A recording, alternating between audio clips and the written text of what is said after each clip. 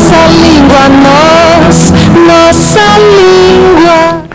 Boa noite. Está no ar o Nossa Língua Portuguesa, hoje com uma entrevista realmente importante com Chico César, cantor, compositor, que canta as coisas da Paraíba, da sua Paraíba, e do Brasil e do mundo, por que não? Chico, que é universal, sem dúvida nenhuma. Ainda no programa de hoje você vai ter Lulu Santos.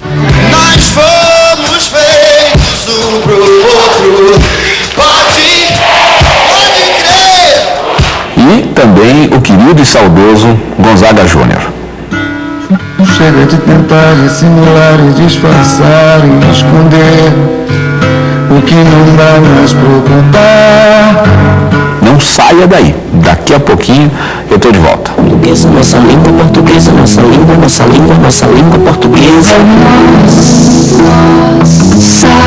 Nossa língua portuguesa. Nossa língua, nossa língua portuguesa.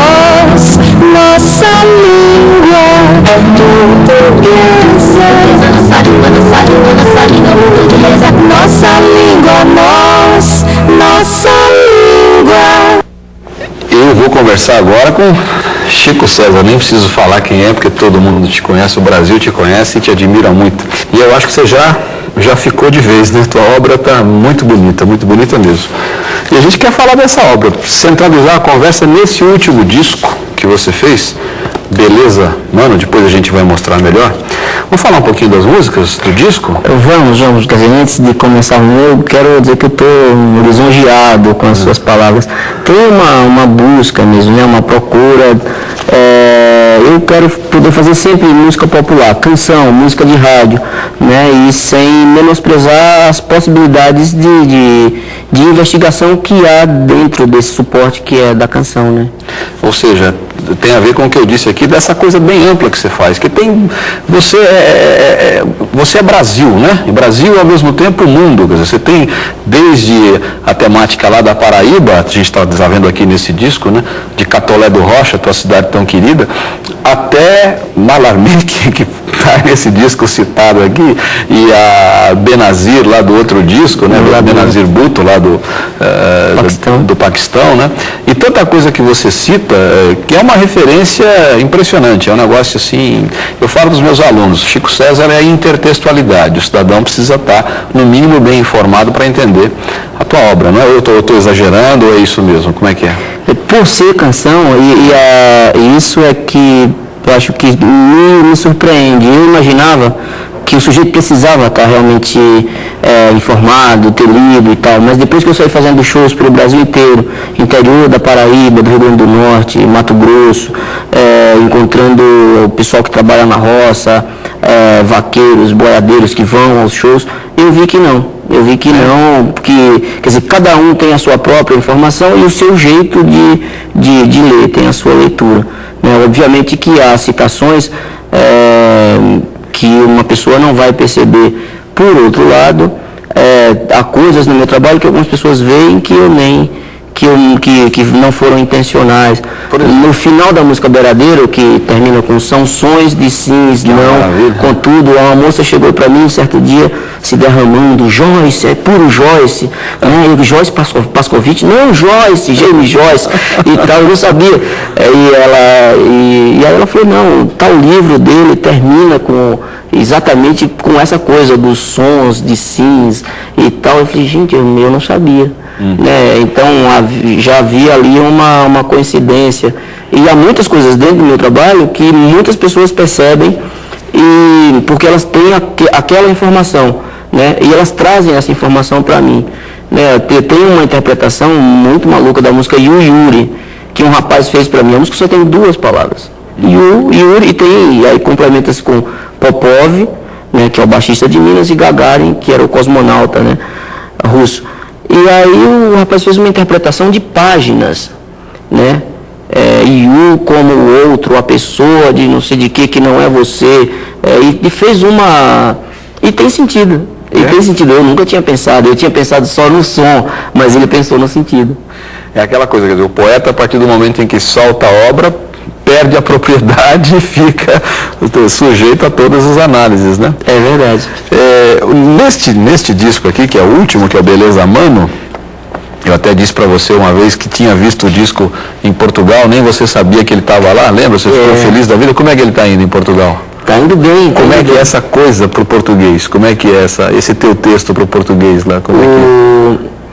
O meu trabalho, e não só o meu, mas da minha geração, o trabalho do Zé Cabaleiro, que também trabalha bastante com a palavra, do Lenine, do Carlinhos Brown, né, são trabalhos muito bem recebidos nos países de língua portuguesa, né, especialmente nesses países, por causa das investigações, os jogos de palavras, né, as palavras novas que nós trazemos para a língua, né, o tratamento novo para palavras já muito conhecidas. Né? Então, lá em Portugal, o meu trabalho é super bem recebido. No próximo bloco eu quero conversar com você propriamente sobre o disco. Eu vou já preparar aqui um aperitivo, que é essa coisa bonita aqui dessa espinha dorsal aqui, que termina aqui na espinha dorsal do Min, né? A gente vai falar um pouquinho desse do Min, né? E daqui a pouco a gente volta, eu vou falar de regência verbal, depois eu volto a conversar com o Chico.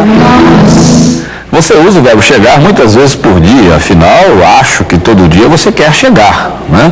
E você quer chegar a ou você quer chegar em? Que história é essa? Eu vou pedir a você que preste atenção numa canção que o Lulu Santos vai cantar para nós. Veja o que acontece com o verbo chegar, depois a gente vai mostrar uma outra, mas antes, veja lá, Lulu Santos, vamos ver. A certeza tamanha pressa de chegar a nenhum lugar, só pra ter a sensação de que a vida passa assim como um tufão. Essa canção se chama Um Pro Outro e o Lulu disse a certa altura chegar a nenhum lugar, chegar a nenhum lugar. Agora compare com o que acontece numa outra letra. Quem vai cantar pra gente é o pessoal do Camisa de Vênus. Vamos lá.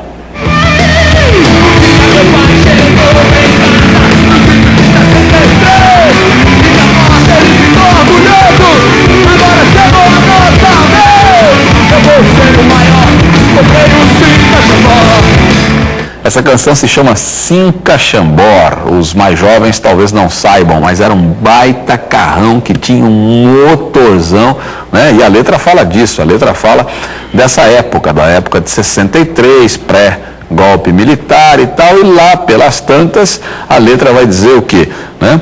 Lá pelas tantas não, logo no começo, aliás, né? Um dia meu pai chegou em casa. Na canção que o Lulu cantou pra gente, né? Chegar a. E aqui, chegar em. A história é a seguinte, o nome disso é regência, não é? Regência verbal, a relação que se estabelece entre o verbo e os termos que com ele o verbo tem relação. A preposição que está nas gramáticas, que está nos dicionários, quando se trata de chegar, a preposição é a. Quem chega, chega a. Se você for a Portugal, você vai ouvir todo mundo dizendo que chegou a. Chegou à casa, chegou à feira, chegou ao mercado, chegou à escola, chegou ao Brasil, né? Aqui no Brasil, pouca gente chega a. No dia a dia, as pessoas chegam mesmo em. Eu chego em Brasília, chego em São Paulo, chego em casa. E aí, como é que fica? Fica que eu devo dizer a você que, apesar de no Brasil, no uso do dia a dia, ser muito comum a preposição em com o verbo chegar, deve ser usada no chamado padrão formal da língua, deve ser usada a preposição a. Quem chega, chega a. O verbo chegar indica destino, indica direção, e a preposição adequada a essa ideia, a ideia de destino, de direção, a preposição gramaticalmente indicada é a. Portanto, na língua formal você chega a Brasília, chega a São Paulo e você chega a casa. Agora, tente imaginar essa canção aqui, o Cinca Chambor, com a letra usando a preposição a. Não dá, realmente não dá. É aquela coisa da adequação. Na língua falada, a preposição a com o verbo chegar, principalmente para chegar a casa. Aqui no Brasil, se você disser eu cheguei a casa, vão perguntar que casa? Né? Nós não estamos habituados a isso. Mas no padrão formal é chegar a mesmo, e em Portugal, no dia a dia, isso é mais do que comum. É isso. língua portuguesa, nossa língua, nossa língua, nossa língua portuguesa, nossa língua. Eu volto a conversar com Chico César. O professor Ulisses Infante, que é da equipe do Nossa Língua Portuguesa, preparou aqui uma série de observações em relação aos textos do último disco, desse disco Beleza Mano. Eu quero começar pela faixa espinha dorsal do Mim, né? Você fala aqui, não se esqueça, como é que é? Não se esqueça do Mim, é isso? Não se esqueça do Mim, que aí já é uma participação do Taíde, o rapper daqui de São Paulo, que tem uma dupla junto com o DJ1, e eu os convidei para participar do disco, e ele fez um rap em cima dessa letra, que de certo modo é inspirada no rap, né? Essa canção eu fiz em 91, e lancei em 92 no Festival do Carrefour, e criou um certo problema, porque a linguagem era estranha tal, mas ela acabou chegando lá no finalzinho, né? E muita gente corrige o do mim para de mim, né? Fala, não, mas está errado e tal. Fala, não, é do mim, como se eu estivesse falando do superego, do ego, do outro, então eu quero falar do mim, o que é preciso no sentido de ser necessário e o que é preciso no sentido de ser correto, né? Para ser o mim, né? Então a música é uma enumeração, né? Dos fatores todos, né? Fatores, exatamente. Tá legal. E você dá para mostrar um pouquinho pra gente como é que é esse, no ritmo, esse domínio? Como é que é? É preciso ser grão, é preciso ter pão, é preciso ter paz, é preciso ser bom, é preciso ter bens, é preciso ser cão, é preciso ser caos, é preciso ver Deus, é preciso ter zoom. E por falar nesse teu jogo de palavras aí tão afiado, como é que é a história? Você me contou uma vez e é fantástico, eu quero que as pessoas todas saibam a história do deve ser legal, ser negão no Senegal. Como é que é isso? De onde surgiu isso e como é que foi? Então, há muitos anos, eu tenho um amigo chamado Ricardo Gili, que é de Volta Redonda, tal, tocava guitarra na minha banda, e eu morava na casa de um primo em Santana, e o primo foi ao antigo Teatro Espaço Mambembe e tal, ver uma festa dos negros, né, dos anos 80, muito funk, hip hop, reggae, e começo do rap e tal. E o primo dele voltou para casa contando como é que foi essa festa dos negros, deve ser legal e tal, e voltou com a história, deve ser legal, não ser legal. Isso dá muito tempo. E ele chegou na casa onde eu morava, na pensão onde eu morava então, falando dessa história, deve ser legal, não ser legal. O tempo passou, eu compus Mama África, e às vezes tocava Mama África e inseria diversas coisas que eu já não sabia de onde vinha. Tinha umas coisas assim, tipo, eu vi sua mãe atrás do pé de coco, deve ser legal, Senegal no Senegal. E a gente falava um monte de coisas nos shows. No tempo que eu tinha uma banda com Paulinho Lepetivo, a Jimmy era outra turma. E com o passar do tempo foi ficando só deve ser legal, Senegal no Senegal, eu já não sabia mais de quem era. Fiz o disco aos vivos, o tempo passou e eu pensando, puxa, aquele negócio não é meu. Né? Um dia alguém vai bater na minha porta e tal, querendo os direitos e tal. Aí eu achava que tinha a ver com esse meu amigo, Ricardo Gili. Eu encontrei e perguntei, Gili, isso é seu? Ele falou, não é meu, mas eu sei de quem é. Aí eu falei, de quem é? Esse bicho foi o meu primo, né? O meu primo que há muitos anos apareceu com essa história e tal, e na verdade é dele e tal. Eu falei, bom, mas ele não vai me... Né? Ele falou, não, ele só quer um disco e ficou contente que uma bobagem que ele saiu pensando depois de uma festa, né, dos anos 80, serviu para alguma coisa e tal. Eu falei, pô, mas é tão precioso e tal. Depois encontrei o próprio primo, né? E isso começou a fazer parte da música. Nas minhas canções tem muita coisa reaproveitada, coisas minhas, coisas de outras pessoas. No Beradeiro, por exemplo, eu tinha muita dúvida se aquela frase da cigana analfabeta lendo a mão de Paulo Freire, que é uma coisa de louco. Que eu ficava na dúvida se era minha ou se era de um amigo meu, do tempo da universidade. Ele mora no Piauí. E eu liguei para ele e perguntei, Magalhães, de quem é isso? Me tira esse peso na consciência. Ele falou, isso é seu, lembra daquele tempo que a gente fazia os recitais de poesia e tal? Eu falei, pô, bom, esse é meu, graças a Deus. Isso é uma coisa incrível, quer dizer, o autor esquece que é autor? Eu esqueço, de vez em quando eu me pego cantando dentro de casa, tomando banho, umas músicas minhas, como se não fossem minhas, né? Onde estará o meu amor, sabão e tal, né? Como se fosse qualquer uma, como se fosse música, sei lá, do Castelo Rá-Tim-Bum para criança, qualquer uma, né? Detalhes de Roberto Erasmo Carlos, e eu lá cantando a minha como se já não fosse mais minha, porque de fato não é mais, né? Eu vou interromper um pouquinho, nós vamos fazer um intervalo, daqui a pouco eu volto a conversar com o Chico César. Nossa língua, nossa língua. Eu volto a conversar com o Chico César. Vamos falar, a gente já falou que ia falar, falou, depois não falou, rodeou, voltou, foi, voltou. Vamos falar do disco agora, deste disco aqui. Chaga, né? Chega da chaga da dor, né? A música fica com esses gritos, né? Qual é o lance aqui linguístico do chega da chaga da dor? Como é que é? Então, essa música é de um show que eu fiz em 82, em João Pessoa. Um show chamado Pão Doce Recheado com Granada, né? Em que eu usei bastante um pouco da poesia concreta ou neoconcreta, né? Aliterações, a repetição do som buscando um sentido, né? Essa ideia de estar ali juntinho, ao mesmo tempo a chaga, né? E um grito de basta, chega, né? Chaga, chega. Né? E também com esse som da caixa, chagadá, como uma caixa marcial e tudo, né? Isso é uma herança do trabalho de Tom Zé, um pouco, né? Do trabalho de Jades Macalé. É uma tentativa de ter no universo da canção essas experiências, né? Não precisa ser tudo assim, mas eu acho legal também mostrar para a pessoa que se acostumou a ouvir à primeira vista, Mama África, que há essas possibilidades e que elas não se negam, podem caminhar juntas.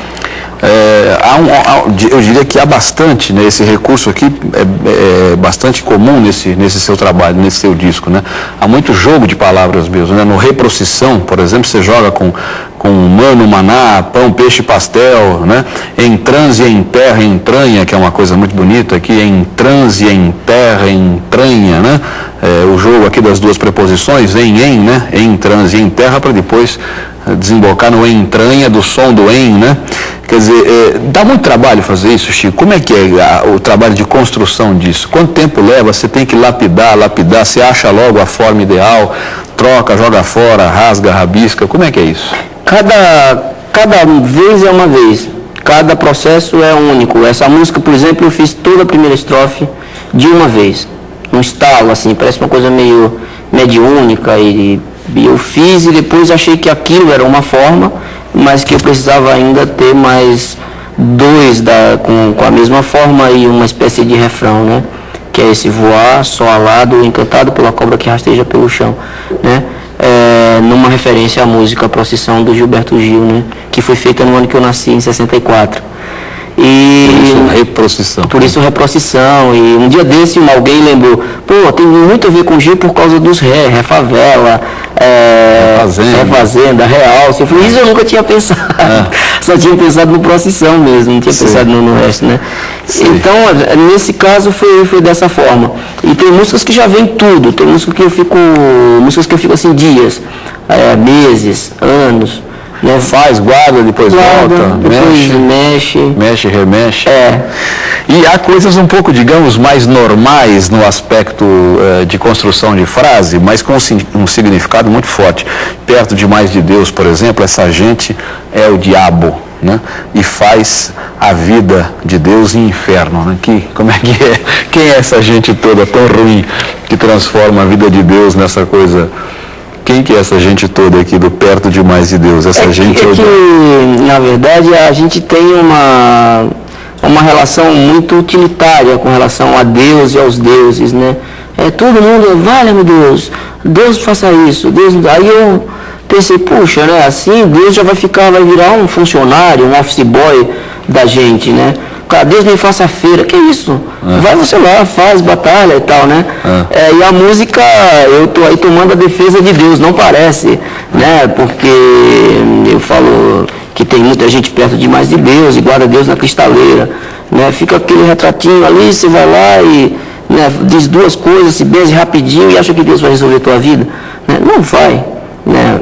Você que tem que ir lá e resolver. A música te fala disso, né? A burocratização quase dessa relação com Deus, não o seu texto, claro, na vida das pessoas, né? E muita gente que hoje até se vale da imagem de Deus para sacanear, na verdade, né? É aqueles que iludem a boa fé dos outros, né? É um Deus a serviço de... É um office boy perigoso, né? Perigosíssimo. É verdade. Perigoso. O que é a beleza Zabelê? Zabelê é um pássaro, ou não? O que é a beleza Zabelê? Zabelê aí é... Zabelê, na música Beleza Mano, é isso?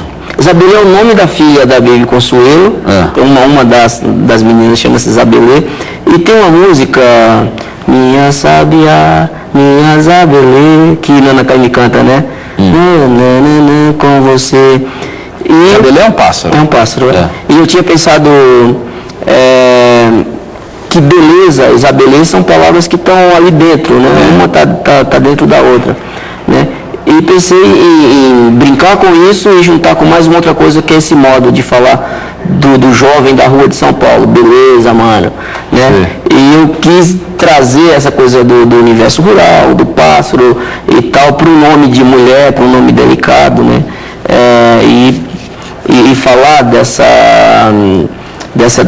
necessidade de transformação, de atuação, de você pensar para cima, né? Pensar alto astral. A música Beleza Mano, que dá nome ao disco, né?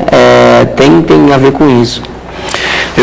Infelizmente, eu preciso encerrar. Eu vou te pedir, se possível, que a gente termine com você tocando um pouquinho da música do Paulo Freire, a música que você fez citando o Paulo Freire, se for possível. O Beiradeiro, esse eu nem preciso tocar. O grande educador, o grande professor brasileiro Paulo Freire. Obrigado, Chico, eu que agradeço pela presença. Os olhos tristes da fita rodando no gravador, uma moça cozendo roupa com a linha do Equador, e a voz da santa dizendo: o que é que eu tô fazendo cá em cima desse andor? A tinta pinta o asfalto e feita a alma motorista, é cor na cor da cidade, batom no lábio nortista, o olhar vê tons tão sudestes e o beijo que vós me nordestes, arranha-céu da boca paulista. Cadeiras elétricas da baiana, sentença que o turista cheire, e os sem amor, os sem teto, os sem paixão, sem alqueire, no peito dos sem peito uma seta, e a cigana analfabeta lendo a mão de Paulo Freire. A contenteza do triste, tristezura do contente, vozes de faca cortando como o riso da serpente, são sons de cis não contudo, pé quebrado, verso mudo, grito no hospital da gente. Língua portuguesa, nossa língua, nossa língua, nossa língua portuguesa, nossa língua. Eu queria saber o que é gerúndio. O nosso telespectador quer saber o que é gerúndio. Na verdade, eu não sei se ele quer saber o que é ou se ele quer saber quando se usa. Vamos começar pela identificação. Se você procurar nas gramáticas, você vai descobrir que o gerúndio é uma das chamadas formas nominais do verbo. Bonito isso, né? Por que formas nominais? Porque é quando o verbo pode atuar como nome. No caso do gerúndio, que é aquela forma que termina em NDO, falando, bebendo, partindo, correndo e por aí vai, o gerúndio pode ser usado como uma forma nominal, como se fosse um adjetivo, né? Por exemplo, água fervendo, água que ferve, não é? A palavra fervendo, verbo no gerúndio, em relação à água, como se fosse, como se tivesse o valor de adjetivo, valor nominal no caso. Agora, a história é a seguinte: o gerúndio é usado basicamente para que se dê a ideia de algo em processo de execução, algo durante esse processo, algo que dura, algo que está justamente naquele processo de execução. Há uma diferença entre o uso brasileiro e o uso português. O brasileiro exagera, não sei se por influência do inglês, não sei, mas o brasileiro exagera no uso do gerúndio. Nós aqui falamos, né, falando, bebendo, aliás, está na moda uma coisa horrorosa, né? A gente podia estar almoçando junto amanhã, O senhor pode estar enviando um fax para nós? O senhor pode estar enviando um fax para nós amanhã? Por que não o senhor pode enviar um fax amanhã? Essa moda exagerada do gerúndio aí com 3 verbos agora, isso é um cacuete esquisito. Em Portugal não se usa. Em Portugal, em vez de dizer estou correndo, se diz estou a correr, né? Estou a correr. Vamos ouvir uma canção do Gonzaguinha, em que ele usa o gerúndio de forma extremamente contundente, de forma bastante interessante. Vamos lá. Eu quero mais é me abrir e que essa vida entre assim, como se fosse o sol, desvirginando a madrugada. Quero sentir a dor dessa manhã,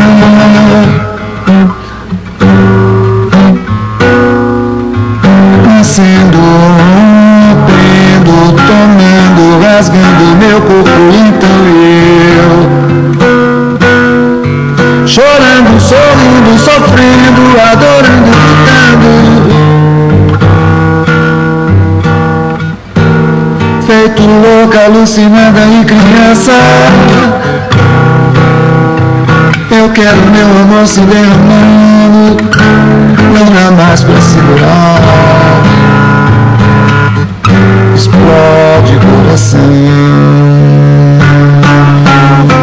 Você ouviu aí Explode Coração, do Gonzaguinha, com ele, e a letra diz como se fosse o sol desvirginando a madrugada. Em Portugal isso seria como se fosse o sol a desvirginar a madrugada. O gerúndio, como eu disse, dá a ideia da coisa em processo de execução. O sol desvirginando, o sol enquanto desvirgina, o sol durante esse processo de desvirginar a madrugada. O mesmo acontece nas demais passagens, nascendo, rompendo, tomando, rasgando, chorando, sorrindo, sofrendo, adorando, gritando, derramando. Esse gerúndio que prolonga no texto do Gonzaguinha essa ideia de tudo em processo de execução, tudo durante o processo de execução. Então é isso, caro telespectador, é isso que é o gerúndio em português. Língua portuguesa, nossa língua portuguesa, nossa língua, nossa língua, nossa língua portuguesa.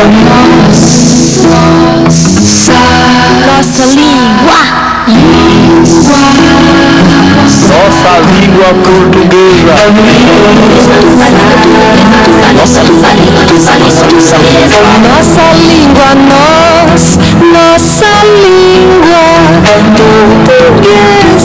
Nossa língua, nossa língua, nossa língua portuguesa. Nossa língua, nossa língua.